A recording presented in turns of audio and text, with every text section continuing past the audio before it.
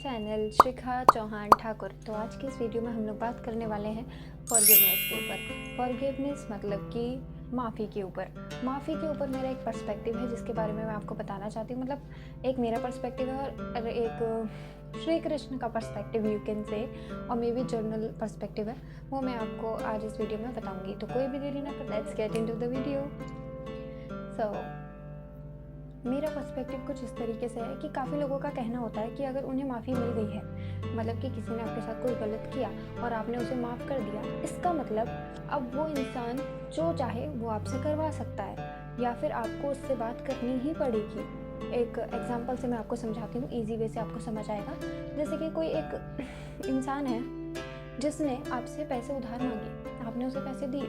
अब उस इंसान ने आपसे पैसे लेने के बाद आपको ना तो पैसे रिटर्न किए, और दूसरा आपके बारे में दूसरों के अराउंड बहुत ज़्यादा गलत बातें कही कि ये इंसान ऐसा है, ये इंसान वैसा है, जो भी है उसने आपको गलत दिखाया लोगों की नज़रों में, एंड आपके पैसे भी वापस नहीं दिए। जब आपको ये बात कहीं और से पता लगती है तो आप उससे जाके पूछते हो कि भाई ये क्या चीज़ है, क्यों किया ये?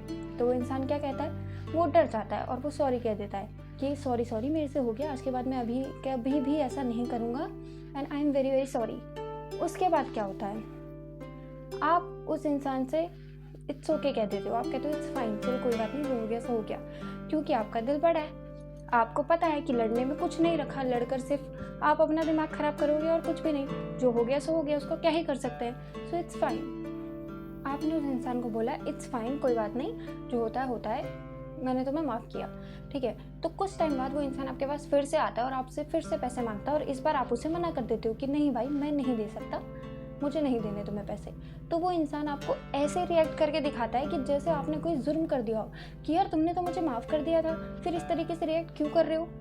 माफ़ी मतलब होता है कि मैं अपने दिल में तुम्हारे लिए कोई नफरत नहीं रख रहा हूँ, कोई ग्रजेस नहीं रख रहा हूँ, I am just forgiving you, right? ये होता है माफ़ी का मतलब। माफ़ी का मतलब ये नहीं होता है कि मैं अपना नुकसान हर बार कराऊंगा। एक बार तुमने मेरी फीलिंग हर्ट की है तो मैं हर बार तुम्हारे पास आकर अपनी फीलिंग हर्ट कराऊंगी या कराऊंगा। फॉरगिवनेस का मतलब ऐसा बिल्कुल भी नहीं होता है।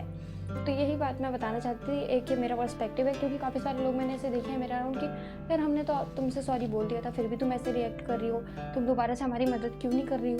क्योंकि मुझे पता है तुमने सॉरी ही बोला है, तुमने उसको मीन नहीं किया है, तुमने सॉरी डर के लिए बोला है, तुम उसको बिल्कुल भी मीन नहीं करते हो, तुम फिर से वही हरकत करोगे। I know you.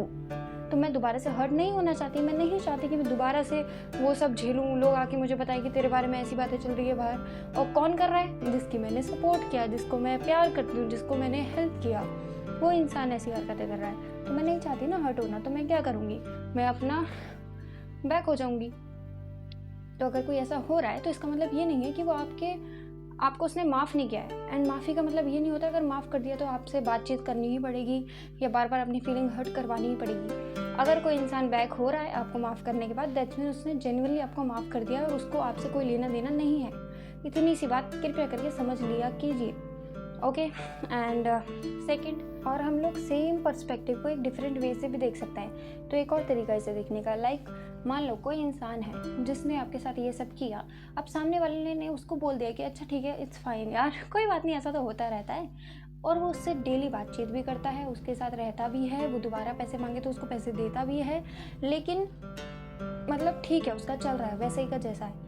लेकिन वो इंसान जब 10 लोगों के बीच में बैठता है तो वो वहाँ जाकर ये बताता है कि इस इंसान की नीयत कैसी है, उसने कैसा क्या क्या किया था उसके साथ, फिर भी वो उसकी हेल्प करता है, तो वो ओवर अच्छा बनने के लिए ऐसा करता है। इसका मतलब ये नहीं होता कि उसने तुम्हें माफ़ कर दिया है और समथिंग, वो अपने दिल में अभी भी तुम्हारी नफरत लेके बैठा है, और वो तुम्हारे ऊपर इतने ज़्यादा क्या बोलते हैं उनको, अजम्पशंस बना रहा है तुम्हारे बारे में कि तुम सोच भी नहीं सकते हो। तो एक इंसान जो स्ट्रेटली आपको बोल रहा है कि भाई मैंने तुझे माफ़ किया, लेकिन अब मेरे को तेरे से कोई लेना देना नहीं है, वो ज़्यादा बेटर है इस इंसान से, जो इंसान यहाँ पर आपके आगे तो अच्छा बन रहा है कि अरे वाह मैंने आपको माफ़ कर दिया, इट्स फाइन, कोई बात नहीं, ऐसा चलता रहता है, और वहाँ जाकर 10 लोगों में आपके बारे में बता रहा है। जो आपने नहीं भी किया वो भी 10 लगा के बता रहा है कि इसने ऐसा किया, इसने वो किया, और फिर भी मैं देखूँ मैं कितनी प्यारी हूँ, मैं उसकी मदद करती हूँ, क्योंकि मैं तो ऐसी हूँ ना यार, मैं तो सबकी मदद कर देती। तो ऐसे लोगों से जितना हो सके बच के रहा करो, ओके। एंड सेकंड पर्सपेक्टिव कि देखो ये तो हो गया कि हम किसी को माफ़ कैसे करते हैं और माफ़ी का एग्जैक्टली मतलब क्या होता है, लेकिन अब हम दूसरों को माफ़ कैसे करें? किसी ने हमारे साथ कुछ गलत किया है, हमारी फीलिंग बहुत बुरी तरीके से हर्ट हो गई है, कुछ लोग अपने ऐसा करते हैं, कुछ अपने ही करते हैं, मोस्टली अपने ही लोग हर्ट करते हैं। तो हम कैसे माफ़ करें? दूसरों को माफ़ करना कोई आसान बात नहीं है, तभी कहा गया है हमेशा।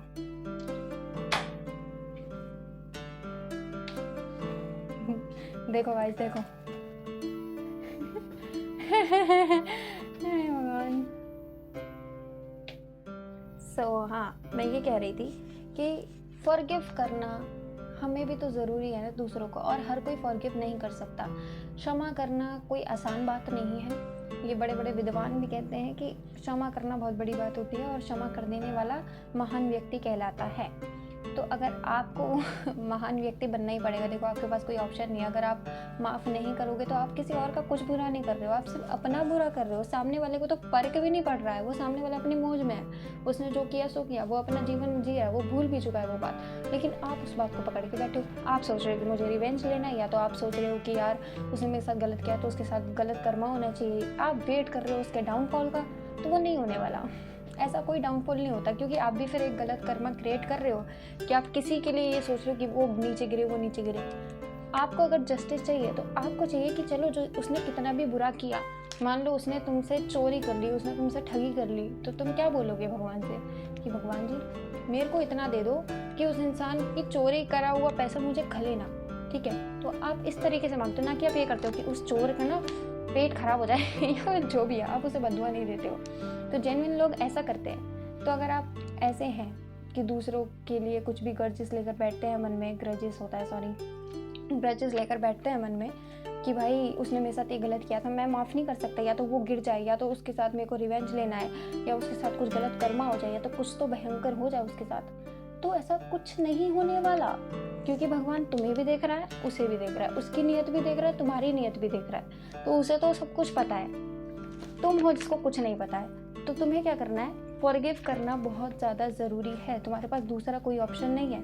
और वो फॉरगिव आप करोगे कैसे? क्योंकि कहना तो बहुत आसान है कि प्लीज़ माफ़ कर दो, क्षमा कर दो, कोई बात नहीं, आगे बढ़ो लाइफ में, लेकिन ये बहुत मुश्किल चीज़ होती है। तो आज मैं बताती हूँ एक दो चीज़ें जिससे मे भी आपको हेल्प हो लोगों को माफ़ करने में।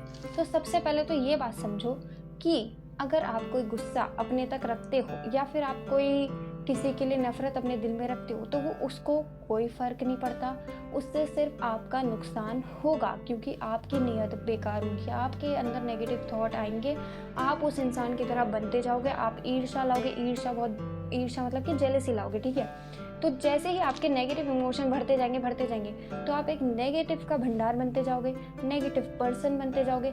फिर आप जो उसको बोल रहे थे कि वो इंसान गलत है और उसने मेरे साथ गलत किया, वो आपको खुद नहीं पता चलेगा कि आप खुद में कब बनते जाओगे। तो दूसरे के लिए ये मत सोचो कि भाई अगर मैंने उसको माफ़ नहीं किया तो मैंने बहुत अच्छा कर लिया, दूसरे के लिए अगर मैं गलत सोच रहा हूँ तो मैं बहुत बढ़िया कर रहा हूँ क्योंकि उसने मेरे साथ गलत किया, तो ये तो जस्टिस है। ये किसी प्रकार का कोई जस्टिस नहीं है। जस्टिस होता है कि अगर उसने तुम्हारे साथ कुछ गलत किया है तो तुम्हारे साथ कुछ बहुत ज़्यादा अच्छा हो गया उसके बदले में, दिस इज जस्टिस। ना कि उसके साथ गलत करवाओ, ये कोई जस्टिस नहीं है। वो भगवान देख लेंगे कि उसके साथ गलत करना है कि नहीं करना है, वो भगवान का जस्टिस होगा। ओके, तो ये अगर आप समझ गए हैं तो आपको बहुत इजी हो जाता है लोगों को माफ़ करने में। दूसरी चीज़ दूसरी चीज़ है कि आप लोगों को दूसरे के इंसान के पर्सपेक्टिव से भी चीज़ों को समझना चाहिए। मान लो कोई फाइट हुई है, अब आपने उस फाइट में अपना पर्सपेक्टिव तो समझ लिया कि भाई मैंने जो कहा बिल्कुल सही कहा, मेरा तरीका बिल्कुल सही था, मेरा वेज अच्छा था, मेरा जो इंटेंशन था वो अच्छा था, जो मैंने लॉजिकल बातें कही वो भी सही थी, सब कुछ बढ़िया था मेरा। सामने वाले की पूरी गलती है। तो आपको एक बार ये भी ट्राई करना है कि सामने वाले ने जो भी कहा वो क्या सोचकर कहा। अब आप सोच लो कि वो सामने वाला आप हो, तो आपने जो भी कहा, आर्ग्यूमेंट में काफ़ी लोग नर्वसनेस में आकर कुछ ऐसी चीज़ें बोल देते हैं जो कि बोलनी भी नहीं होती है, या फिर कुछ लोग डर के मारे ऐसी चीज़ें बोल देते हैं जो उनसे मतलब मीन भी नहीं करते, वो ऐसी चीज़ें बोल देते हैं, या कुछ लोग खुद को डिफाइन करने के लिए कुछ गलत बोल देते हैं। तो आप उसकी जगह पर रह कर देखो कि ये नहीं देखना है। और पर्सपेक्टिव समझने का मतलब ये नहीं है कि आप राइट रॉन्ग लेके बैठ जाओ कि हाँ भाई इसने ये बोला था, उसके पर्सपेक्टिव में से मैं समझने की कोशिश करती हूँ, जो उसने ये बोला ये गलत में गया, ये अच्छे में गया। ऐसा नहीं करना है, आपको उसके पर्सपेक्टिव से समझना है कि उसने जो भी वर्ड्स निकाले अपने मन से, क्यों निकाले होंगे, उनकी वजह क्या होगी, क्योंकि आपको माफ़ करना है ना, आपकी प्रॉब्लम है ये सारी, उसका तो कुछ नहीं जा रहा। तो हमें माफ़ करना है तो हमें इतना सोचना पड़ेगा, इतना इन्वेस्ट करना पड़ेगा। तो सोचो ये सब कि उसने क्यों किया होगा, क्या किया होगा। उसके पर्सपेक्टिव से जब आप सोचोगे तो आधी प्रॉब्लम ऑलरेडी सॉल्व हो जाएगी। आपको पता चलेगा कि यार मैं अपने तरफ सही हूँ, वो अपनी तरफ सही है, तो इसमें गलती क्या है। फाइन, उसका भी कोई मजबूरी थी, उसकी भी कोई दिक्कत थी, या उसका भी कोई प्रॉब्लम था, एंड मुझे माफ़ करना है, मुझे मूव फॉरवर्ड करना है, इसलिए मैं उसको माफ़ करती हूँ या करता हूँ। ओके, सेकंड ये हो गया। थर्ड जाते हैं कि आपको अगर लाइफ में पीस चाहिए तो आपको कंट्रोल लूज़ करना ही पड़ेगा। किसी भी हद में अगर आप कंट्रोल करके चीज़ें बैठोगे कि भाई यार मेरे को नहीं करना माफ़, क्योंकि मुझे तो गुस्सा है, उसने मेरे साथ गलत किया था एंड आई कैन कंट्रोल, मैं उसको बर्बाद कर सकती हूँ या कर सकता हूँ, ऐसे कुछ भी कंट्रोल करने की कोशिश करोगे तो आपको कुछ नहीं मिलेगा। तो आपको कंट्रोल के ओवर आपको पीस चूज़ करना है, आपको अपनी शांति चूज़ करनी है। Choice is yours. मैंने डेस्टिनी में बताया था, भगवान आपको फ्री विल देते हैं कि बेटा चूज़ करो क्या चाहिए। अब वो आपको डायरेक्टली बता रहे हैं कि बेटा आपको पीस चूज़ करना, फिर भी अगर आप नहीं कर रहे हैं तो कुछ नहीं हो सकता। आप सिर्फ जहाँ हो वहीं रह जाओगे, वो इंसान बहुत आगे निकल जाएगा और आप देख के सिर्फ जलते रह जाओगे और वो नेगेटिव पर्सन बन जाओगे जो आप उससे समझते हो। एंड एकदम लास्ट, जो कि देखो अगर आपसे नहीं हो, मतलब इतना सब आपने कर ही लिया है और फिर भी आपको लग रहा है कि यार नहीं वर्क कर रहा है कुछ भी, ये सब मैंने सोच लिया, मन में सब एक्सेप्ट कर लिया, फिर भी मुझे लग रहा है कि मैं माफ़ नहीं कर पा रही हूँ या कर पा रहा हूँ, तो अपना कंट्रोल भगवान को दे दो और मेडिटेशन में बैठ जाओ, जिसको कहते हैं फॉरगिवनेस मेडिटेशन। मैंने बताया था कि आप गाइडेड मेडिटेशन देख सकते हैं यूट्यूब पर, तो वहाँ जाइए, सर्च कीजिए, आपको दिख जाएगा फॉरगिवनेस मेडिटेशन, और उसको कीजिए।